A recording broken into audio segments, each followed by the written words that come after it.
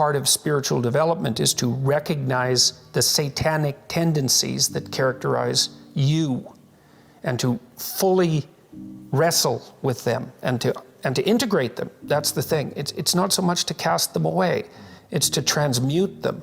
You know, and you can see the difference between people who've done that and people who haven't, at least to some degree, because people who haven't integrated the shadow at all are naive. And you can tell that when you look at them, and you can tell that when you talk to them. And because they're naive, they're often resentful as well because they get taken advantage of. And someone who's integrated that more, they're dangerous in the martial arts sort of way, which is they're dangerous, but they don't have to use it because their presence radiates implicit potential for havoc, and that's really necessary. It's one of the things that gives people self-respect. If you're harmless, you're not virtuous. You're just harmless. You're like a rabbit. A rabbit isn't virtuous. It just can't do anything except get eaten. It's not virtuous. If you're a monster and you don't act monstrously, then you're virtuous. But you also have to be a monster. Well, you see this all the time. Harry Potter's like that too. It's like he's flawed, he's hurt, he's got evil in him. He can talk to snakes, man. He breaks rules all the time. All the time. He's not obedient at all. But you know, he has a good reason for breaking the rules. And if he couldn't break the rules, him and his little clique of rule-breaking, you know, troublemakers, if they didn't break the rules, they wouldn't attain the highest goal.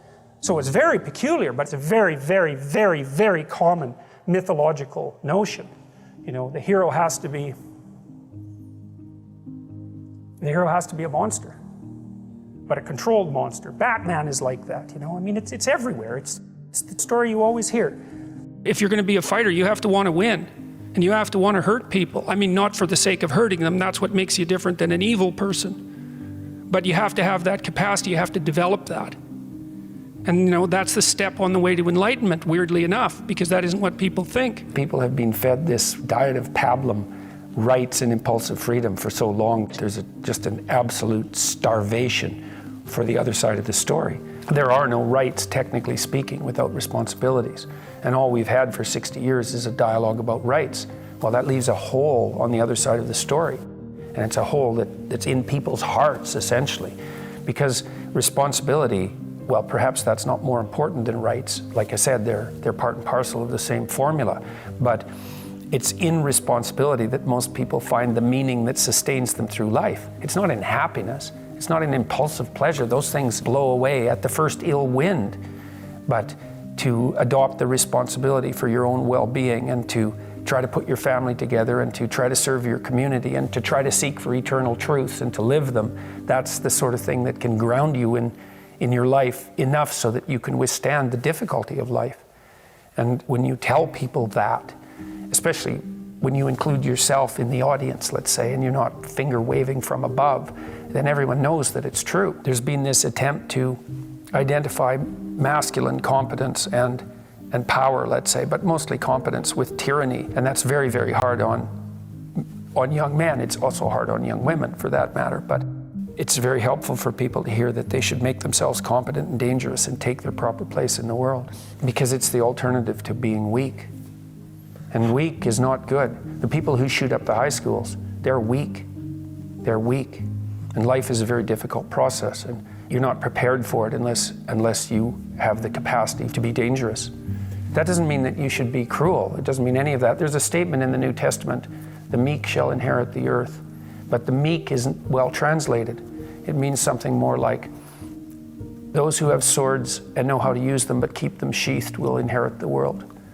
That's a way better way of thinking about it. You have to be powerful and formidable and then peaceful, in that order, right? And that's not the same as being naive and weak and harmless, which is what young men are being encouraged to be. It's like, that's a very bad idea. It's a very bad idea, because naive, weak, and harmless means that you can't withstand the tragedies of life. You can't bear any responsibility. You'll end up bitter. And when you get bitter, then you get dangerous. You don't treat adult men as if they're infants. But the young men really need to hear this more, I think, is that you should be a monster. You know, because everyone says, well, you should be harmless. virtuous. You shouldn't do anyone any harm. You should sheath your competitive instinct. You shouldn't try to win. You know, you don't want to be too aggressive. You don't want to be too assertive. You want to take a back seat and all of that. It's like, no. Wrong. You should be a monster, an absolute monster, and then you should learn how to control it. Someone who is incapable of cruelty is a higher moral being than someone who is capable of cruelty. And I would say, and this follows Jung as well, that that's incorrect, and it's dangerously incorrect, because if you are not capable of cruelty, you are absolutely a victim to anyone who is.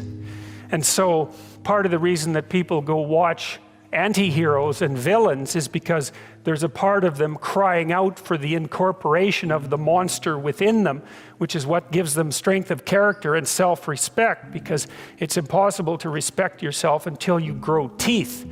And if you grow teeth, then you realize that you're somewhat dangerous, or maybe somewhat seriously dangerous, and then you might be more willing to demand that you treat yourself with respect and other people do the same thing.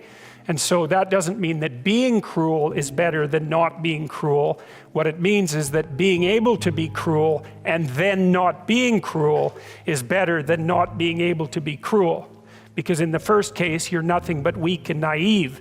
And in the second case, you're dangerous, but you have it under control. And you know, a lot of martial arts concentrate on exactly that as part of their philosophy of training. It's like, we're not training you to fight. We're training you to be peaceful and awake and avoid fights. But if you happen to have to get in one, and I guess the philosophy also is that if you're competent at fighting, that actually decreases the probability that you're going to have to fight, because when someone pushes you, you'll be able to respond with confidence, and with any luck, and this is certainly the case with bullies, with any luck, a reasonable show of confidence, which is very much equivalent to a show of dominance, is going to be enough to make the bully back off. And so the strength that you develop in your monstrousness is actually the best guarantee of peace. And that's partly why Jung believed that it was necessary for people to integrate their shadow. And he said that was a terrible thing for people to attempt, because the human shadow, which is all those things about yourself that you don't want to realize, reaches all the way to hell. And what he meant by that was, it's through an analysis of your own shadow that you can come to understand why other people are capable, and you as well, of the sorts of terrible atrocities that characterized, let's say, the 20th century. And without that understanding, there's no possibility of bringing it under control. When you study Nazi Germany, for example, or you study the Soviet Union, particularly under Stalin, and you're asking yourself, well, what are these perpetrators like? Forget about the victims, let's talk about the perpetrators. The answer is, they're just like you. And if you don't know that, that just means that you don't know anything about people, including yourself. And then it also means that you have to discover why they're just like you. And believe me, that's no picnic. So that's enough to traumatize people, and that's partly why they don't do it. And it's also partly why the path to enlightenment and wisdom is seldom trod upon, because if it was all a matter of following your bliss and doing what made you happy, then everyone in the world would be a paragon of wisdom. But it's not that at all. It's a matter of facing the thing you least want to face. This is an interesting thing about the integration of the shadow, because recognizing yourself as the locus of evil, let's say, actually, in some sense, gives you far more respect for yourself, strangely enough, because the same respect that you might have for a wild animal or even a monster. So then maybe you learn to treat yourself differently. Like, I think this is particularly true with regards to the discipline of children. You know, if you know that you're a monster, and that will manifest itself in your life, consciously or unconsciously, and if it's unconsciously, it's not good, then you become better at disciplining children. And the reason for that is that you don't want to expose them to your dark side. And so if they behave and don't provoke you, which means they'll also behave for other people, then the monstrous part can stay in abeyance, and then that's great. But if you don't understand yourself as capable of wreaking havoc, and that can be the kind of havoc that unfolds over decades, right? Because if you're going to abuse a child, it's the primitive form of abuse is the physical abuse. The sophisticated form of abuse is the continual undermining of the child's courage across perhaps their entire life.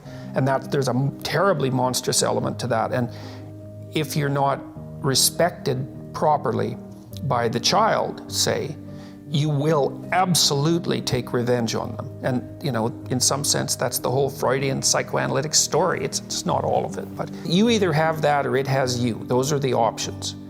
And you don't become safe by being castrated.